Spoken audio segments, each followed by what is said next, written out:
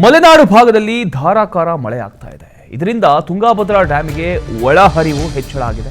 ಕಳೆದ 2 ತಿಂಗಳ ಬಳಿಕ ಒಳಹರಿವು ಹೆಚ್ಚಳ ಆಗಿರತಕ್ಕಂಥದ್ದು.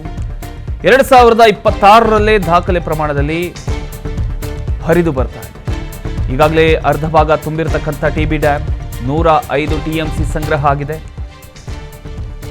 105 ಟಿಎಂಸಿ ಸಂಗ್ರಹ ಸಾಮರ್ಥ್ಯದ ಡ್ಯಾಮ್ 60 ಟಿಎಂಸಿ ಭರ್ತಿಯಾಗಿದೆ. ಕಳೆದ 4 ದಿನದಲ್ಲಿ ಹರಿದು ಬಂದ 10 ಟಿಎಂಸಿ ನೀರು 1 ಲಕ್ಷ ಕ್ಯೂಸೆಕ್ ಅನ್ನ ಈಗಾಗಲೇ ದಾಟಿದೆ. ಇದರ ಬಗ್ಗೆ ನಮ್ಮ ಪ್ರತಿನಿಧಿ ಒಂದು ಪ್ರತ್ಯಕ್ಷ ವರದಿಯನ್ನು ಕೊಟ್ಟಿದ್ದಾರೆ, ನೋಡ್ಕೊಂಡು.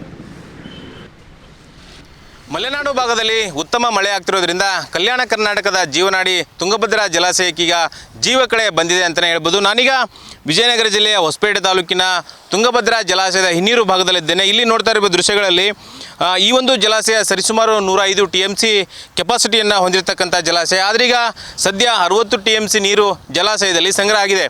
ಇದಕ್ಕೆ ಪ್ರಮುಖ ಕಾರಣ ಮಲೆನಾಡು ಭಾಗ ಮತ್ತು ಶಿವಮೊಗ್ಗ ಭಾಗದಲ್ಲಿ ಅತಿ ಹೆಚ್ಚು ಕಳೆದೊಂದು ವಾರದಿಂದ ಮಳೆ ಆಗ್ತಿರೋದ್ರಿಂದ ಅತ್ಯಂತ ಹೇರಳವಾಗಿ ಜಲಾಶಯಕ್ಕೆ ಒಳಹರಿವಿನ ಪ್ರಮಾಣ ಕೂಡ ಈಗ ಹೆಚ್ಚಾಗಿರ್ತಕ್ಕಂಥದ್ದು. ಪ್ರತಿನಿತ್ಯ ಈಗ ಕಳೆದ ಒಂದು ವಾರದಿಂದ ಪ್ರತಿನಿತ್ಯ 60ರಿಂದ 70 ಸಾವಿರಕ್ಕೂ ಅಧಿಕ ಕ್ಯೂಸೆಕ್ ನೀರು ಹರಿದು ಬರ್ತಾ ಇದೆ. ಹಾಗಾಗಿ ಜಲಾಶಯದಲ್ಲಿ ಈಗ ಕಳೆದ ಒಂದು 15 ದಿನಗಳ ಹಿಂದೆ ಕೇವಲ ಒಂದು 25ರಿಂದ 30 ಟಿಎಂಸಿ ನೀರಿತ್ತು. ಆದ್ರೀಗ ಒಂದು ವಾರದಿಂದ ಕಳೆದ 20-21 ಟಿಎಂಸಿ ನೀರು ಜಲಾಶಯಕ್ಕೆ ಹರಿದು ಬಂದಿರತಕ್ಕಂಥದ್ದು. ಇಲ್ಲಿ ಇದನ್ನು ನೋಡ್ತಾ ಇದ್ದರೆ ಎಲ್ಲೋ ಒಂದು ಕಡೆಗೆ ಜಲಾಶಯಕ್ಕೀಗ ಜೀವಕಳೆ ಬಂದಿದೆ ಅಂತಲೇ ಹೇಳ್ಬೋದು.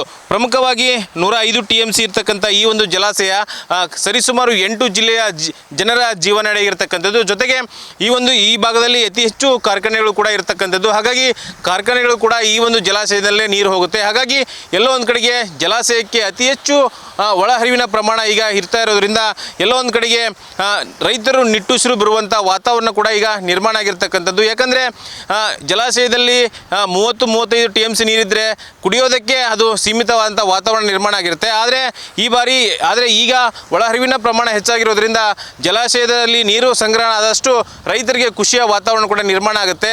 ಎಲ್ಲ ಒಂದು ಕಡೆಗೆ ಒಂದು ಬೆಳೆಗೆ ಸೀಮಿತವಾದಂಥ ರೈತರಿಗೆ 2 ಬೆಳೆಗೆ ನೀರು ಸಿಗುವಂಥ ವಾತಾವರಣ ಕೂಡ ಈಗ ನಿರ್ಮಾಣ ಆಗಿರ್ತಕ್ಕಂಥದ್ದು. ಎಲ್ಲ ಒಂದು ಕಡೆಗೆ ಜಲಾಶಯದಲ್ಲಿ ಈಗಾಗಲೇ ಕಾಲುವೆಗಳ ಮುಖಾಂತರ ಕೂಡ ನೀರನ್ನು ಹರಿಸುವಂಥ ಪ್ರಯತ್ನವನ್ನು ಕೂಡ ಟಿಬಿ ಬೋರ್ಡ್ ಮಾಡಿರ್ತಕ್ಕಂಥದ್ದು. ಇದರಿಂದ ಎಲ್ಲ ಒಂದು ಕಡೆಗೆ ಜಲಾಶಯದಲ್ಲಿ ಒಳಹರಿವಿನ ಪ್ರಮಾಣ ಹೆಚ್ಚಾಗೋದ್ರ ಜೊತೆಗೆ ಸರಿಸುಮಾರು 60 ಟಿಎಂಸಿಗೂ ಅಧಿಕ ನೀರು ಈಗ ಜಲಾಶಯದಲ್ಲಿ ಸಂಗ್ರಹ ಆಗಿರ್ತಕ್ಕಂಥದ್ದು. ಇನ್ನು ಕಳೆದೊಂದು ವಾರ ಇದೇ ರೀತಿಯಾದಂಥ ಒಳಹರಿವಿನ ಪ್ರಮಾಣ ಇತ್ತಂದರೆ ಜಲಾಶಯದಲ್ಲಿ 80ರಿಂದ 90 ಟಿಎಂಸಿ ನೀರು ಸಂಗ್ರಹ ಆಗೋದ್ರಲ್ಲಿ 2 ಮಾತಿಲ್ಲ. ಹಾಗಾಗಿ ಎಲ್ಲೋ ಒಂದು ಕಡೆಗೆ ಏನು ಜಲಾಶಯದಲ್ಲಿ 30-35 ಟಿಎಂಸಿ ನೀರಿದ್ದಂಥ ಸಂದರ್ಭದಲ್ಲಿ ಎಲ್ಲೋ ಒಂದು ಕಡೆಗೆ ಆತಂಕದ ವಾತಾವರಣ ಕೂಡ ನಿರ್ಮಾಣ ಆಗಿತ್ತು. ರೈತರಿಗೆ ಆಗಿರ್ಬೋದು, ಕುಡಿಯೋ ನೀರಿಗೆ ಆಗಿರ್ಬೋದು ಮತ್ತು ದನಕರುಗಳಿಗೆ ಯಾವ ರೀತಿಯಾದಂಥ ಪರಿಸ್ಥಿತಿಯನ್ನು ನಿಭಾಯಿಸಬೇಕು ಅಂತಕ್ಕಂಥದ್ದು ಕೂಡ ಜಿಲ್ಲಾಡಳಿತಕ್ಕೆ ಸಮಸ್ಯೆ ಆಗಿತ್ತು. ಆದ್ರೀಗ ಜಲಾಶಯಕ್ಕೆ ಯಥೇಚ್ಛವಾಗಿ ಒಳಹರಿವಿನ ಪ್ರಮಾಣ ಇರೋದ್ರಿಂದ ಸಾಕಷ್ಟು ರೀತಿಯಲ್ಲಿ ನಿಟ್ಟುಸಿರು ಬಿಡುವಂಥ ವಾತಾವರಣ ಕೂಡ ನಿರ್ಮಾಣ ಆಗಿದೆ. ಇನ್ನಷ್ಟು ಹೆಚ್ಚಿನ ಪ್ರಮಾಣದಲ್ಲಿ ಶಿವಮೊಗ್ಗ ಭಾಗದಲ್ಲಿ ಮಳೆ ಆಗಲಿ, ತುಂಗಾ ಮತ್ತು ಭದ್ರಾ ಡ್ಯಾಮ್ನಿಂದ ನೀರನ್ನು ಹೊರಬಿಡಲಿ ಅಂತಕ್ಕಂಥ ಮಾತನ್ನು ಕೂಡ ರೈತರು ಹೇಳ್ತಾ ಇದ್ದಾರೆ. ಅದೇ ವಾತಾವರಣ ನಿರ್ಮಾಣ ಆಗಲಿ ಅಂತಕ್ಕಂಥದ್ದು ಕೂಡ ನಮ್ಮ ಆಶಯ.